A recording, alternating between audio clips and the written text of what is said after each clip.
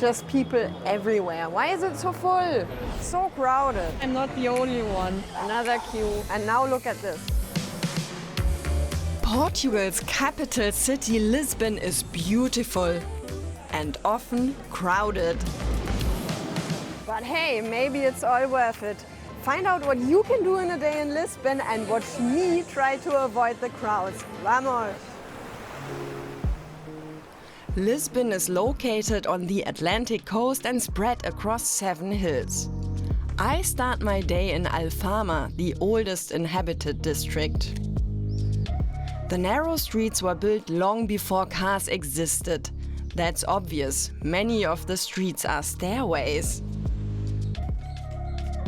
And even with a map, it's easy to get lost. These tiles are typically Portuguese. You find these painted ceramic tiles all over Lisbon. Some are hundreds of years old, especially here in Alfama. They were traditionally used to protect houses from moisture and heat. Some tell stories and some are just for decoration.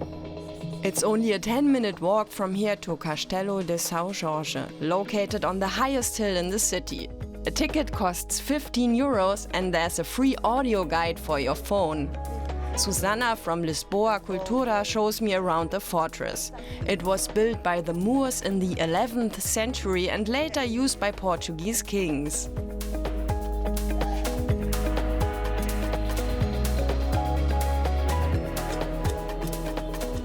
Now I'm going to show you my favorite spot at the castle. Okay.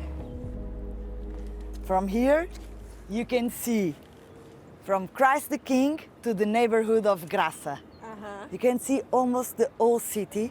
You can hear the city, smell the city, and enjoy. My highlight was the periscope that projects a live image of the city onto a table. We have a mirror on the top of the tower outside. That mirror captures all the images around, and with the help of 2 lenses, the images are projected for this table. So this table will be the screen. Just one thing, the weather is not too good today, so the image is not perfect, okay? But just to show you, The idea originally came from Leonardo da Vinci in the 15th century. The technology was later used in submarines and for observation purposes.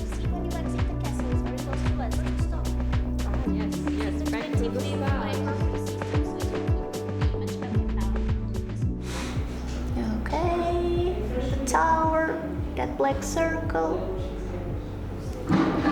It's definitely better to come early. When I got here, there wasn't anyone queuing, and now look at this.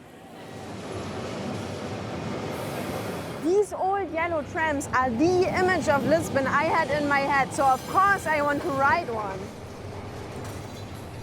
Lots of people had the same idea. Tram 28 runs 7 kilometers across the old town. The tram line is more than 100 years old. You see it on postcards, in movies and on Instagram.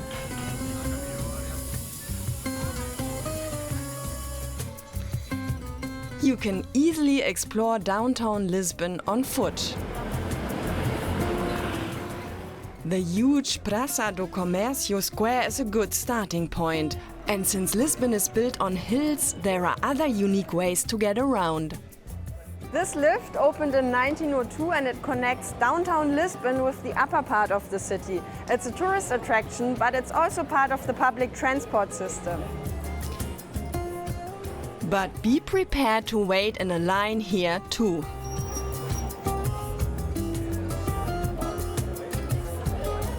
It's not even moving. I'm tired of this. Instead, I leave the old town to have lunch at a Tasca. A Tasca is a traditional restaurant in Portugal that serves home-cooked food. And to get to a real one that's not a tourist trap, go to the suburbs and don't stay in the center.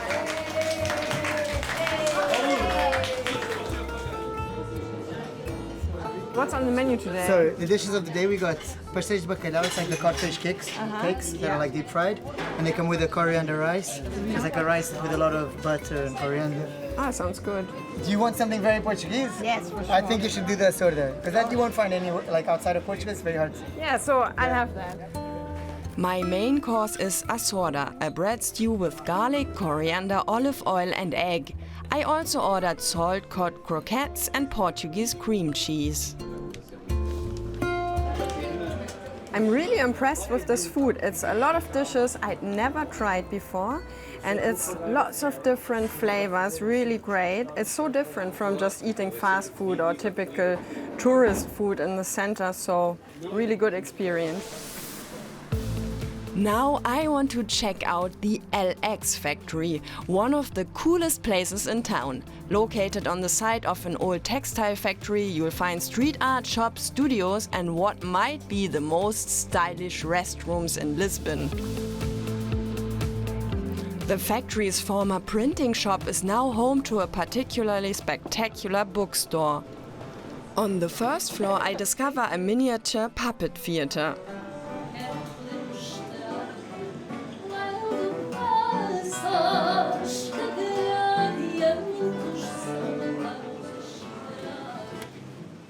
That's a really cool alternative if you can't get on the tram 28. I mean, that's a way to have a ride in just 2 minutes. Further west in Belém, a heroic monument commemorates Portugal's voyages of discovery since the 15th century, the beginning of their colonial expansion. But there's no mention of the victims here. The Mosteiro dos Jerónimos is a 16th century monastery built with money from overseas trade. Next door, you should definitely stop at the Pastéis de Belém pastry shop. The puff pastry tarts with custard cream have been baked here since 1837, following a secret recipe of the monks.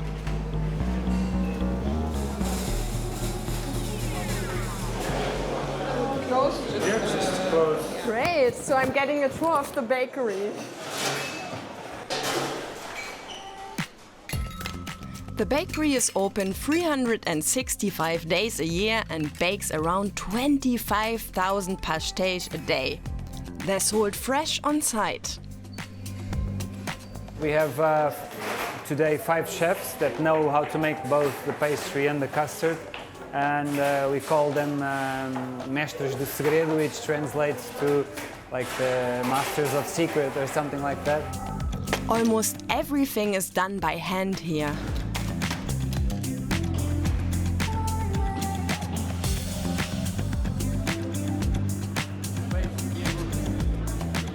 What is so special about your pastries compared to all the other ones?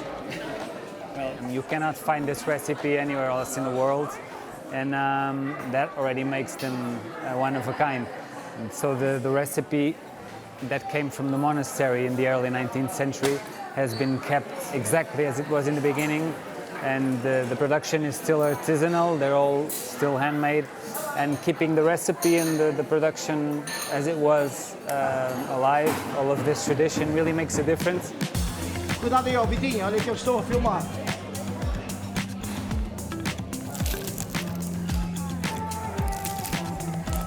It's a little less sweet than others I've tried before, and I can also sense the like salty In the pastry, yeah. pastry, yeah.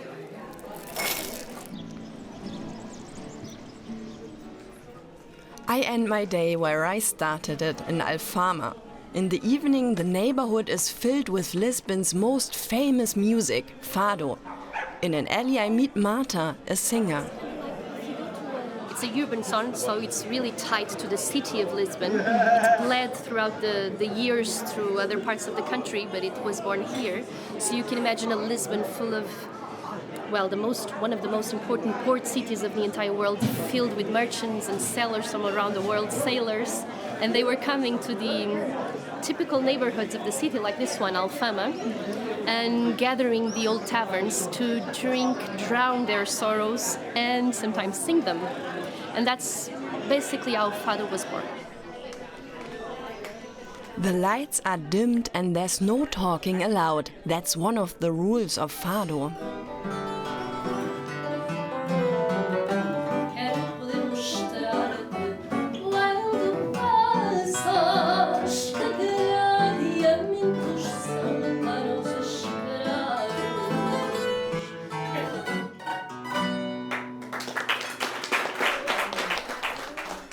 My conclusion, Lisbon is crowded, but I still discovered a lot of authentic places, so yes, the hype is justified.